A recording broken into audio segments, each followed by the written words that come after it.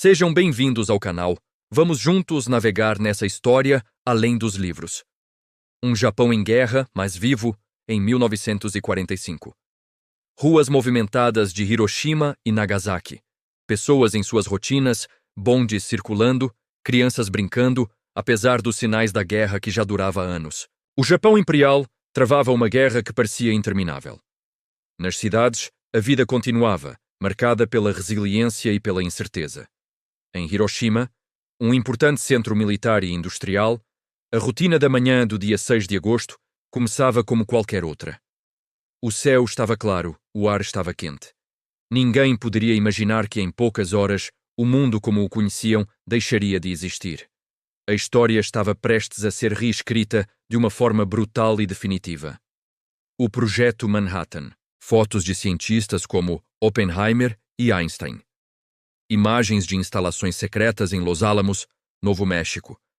Diagramas e animações explicando a fissão nuclear de forma simplificada. Do outro lado do mundo, nos Estados Unidos, um projeto ultra-secreto chegava ao seu ápice. O Projeto Manhattan, uma corrida contra o tempo e contra a Alemanha nazista, havia reunido as mentes mais brilhantes da ciência para criar uma arma de poder sem precedentes. Liderados por J. Robert Oppenheimer, esses cientistas dominaram o átomo. O teste Trinity, em julho de 1945, provou que a teoria funcionava. Uma nova era, a Era Atômica, havia nascido no deserto do Novo México. A decisão política, Harry S. Truman, de Winston Churchill e de Joseph Stalin na Conferência de Potsdam. Mapas estratégicos do Pacífico e documentos oficiais com a ordem do ataque. Com a Alemanha rendida, a guerra na Europa havia acabado. Mas no Pacífico, o Japão recusava-se a se render incondicionalmente, conforme exigido pela Declaração de Potsdam, diante da perspectiva de uma invasão terrestre que custaria, segundo estimativas, centenas de milhares de vidas aliadas e milhões de vidas japonesas. O presidente Harry S. Truman tomou a decisão mais controversa do século XX. A bomba atômica seria usada. O objetivo: forçar uma rendição rápida e demonstrar o novo poder americano ao mundo, especialmente à União Soviética. O Enola Gay e a Little Boy. Imagem cinematográfica do bombardeiro B-29 Enola Gay decolando da ilha de Tinian. Close-up na bomba Little Boy sendo preparada. A tripulação em seus postos, focada e tensa. Na madrugada de 6 de agosto, o bombardeiro B-29, batizado de Enola Gay em homenagem à mãe do piloto Paul Tibbets, decolou.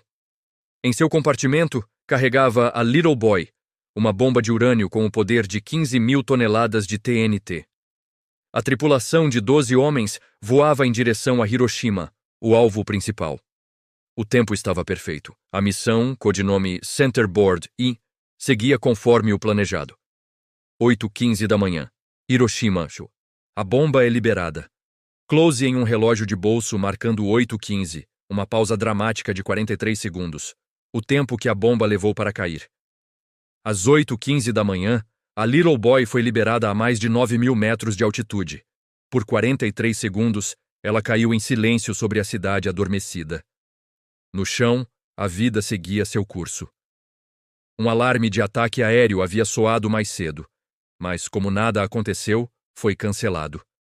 As pessoas saíam de seus abrigos, retomando suas tarefas. Ninguém olhou para cima. Ninguém viu o pequeno ponto metálico que selaria seus destinos. O clarão e a onda de choque, imagem poderosa de um clarão branco ofuscante sobre a cidade, recriado digitalmente. Sombras de pessoas e objetos queimadas em paredes. Animação da onda de choque se expandindo. A bomba detonou a 600 metros do solo, sobre o Hospital Shima. O que se seguiu foi o inferno na Terra. Um clarão mais brilhante que 1000 sóis vaporizou tudo em seu epicentro. Uma bola de fogo com milhões de graus Celsius incinerou instantaneamente dezenas de milhares de pessoas, deixando apenas suas sombras gravadas nas pedras. Logo em seguida, uma onda de choque supersônica varreu a cidade, demolindo prédios, estilhaçando vidros e arremessando corpos como se fossem bonecos de pano. A nuvem de cogumelo e a chuva negra, da nuvem de cogumelos subindo a quilômetros de altura sobre Hiroshima. Imagens escuras e sombrias da cidade sob a nuvem. Gotas escuras caindo, chuva negra. Acima da destruição, a infame nuvem em forma de cogumelo subiu, um monumento aterrorizante ao poder recém-liberado. A cidade foi mergulhada em uma escuridão crepuscular. O ar tornou-se irrespirável, cheio de poeira e cinzas.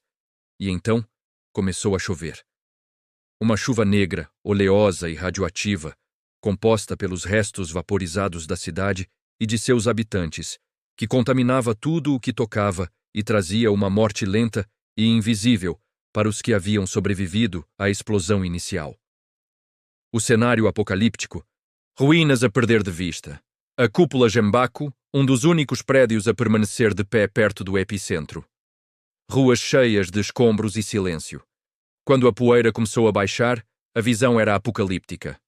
Onde antes havia uma cidade vibrante, agora existia um deserto de escombros e fogo.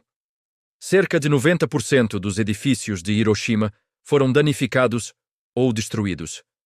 Rios estavam cheios de corpos. O silêncio era quebrado apenas pelo crepitar das chamas e pelos gemidos dos moribundos.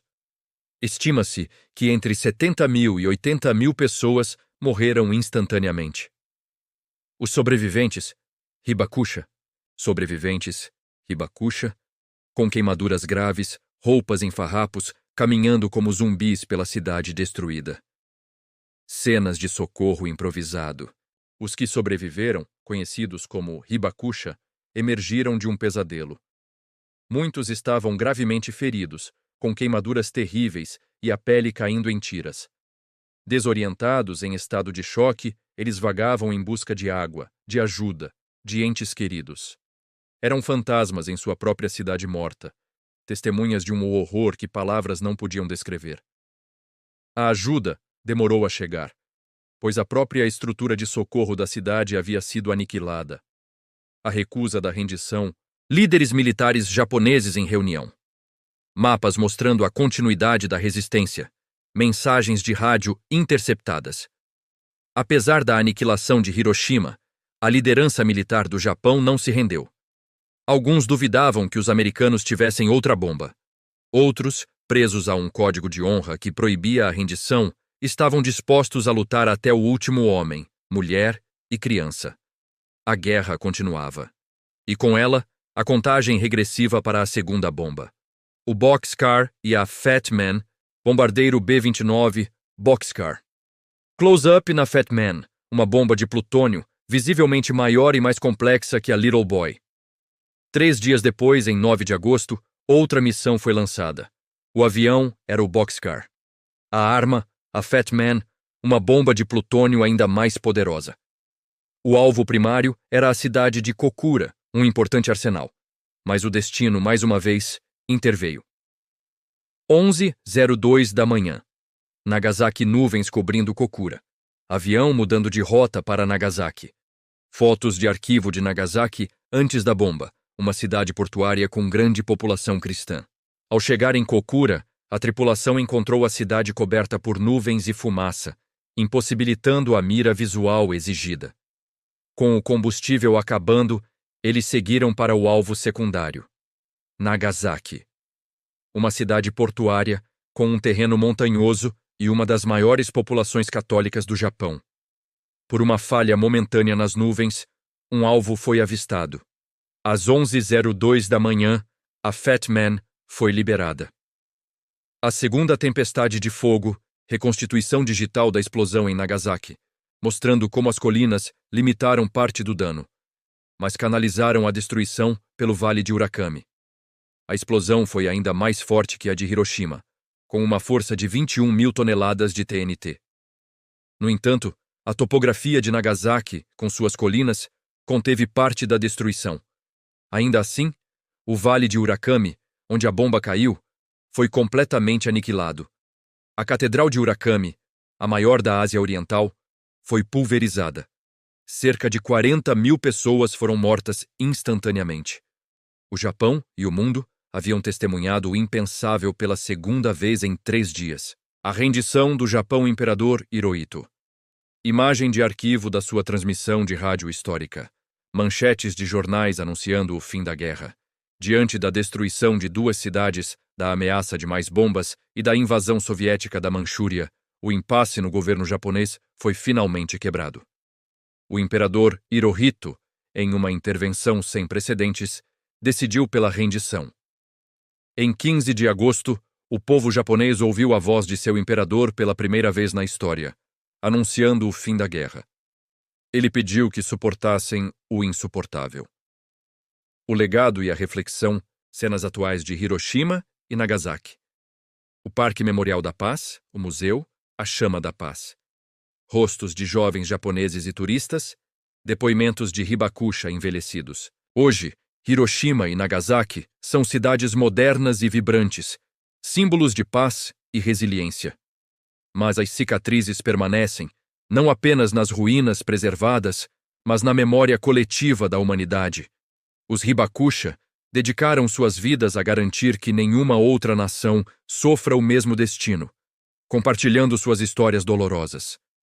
As bombas atômicas encerraram a Segunda Guerra Mundial, mas deram início à Guerra Fria e a uma era de medo nuclear que ainda nos assombra. Elas nos forçam a confrontar as questões mais difíceis sobre guerra, moralidade e o preço da paz. A lembrança de 1945 não é apenas uma lição de história, é um aviso permanente.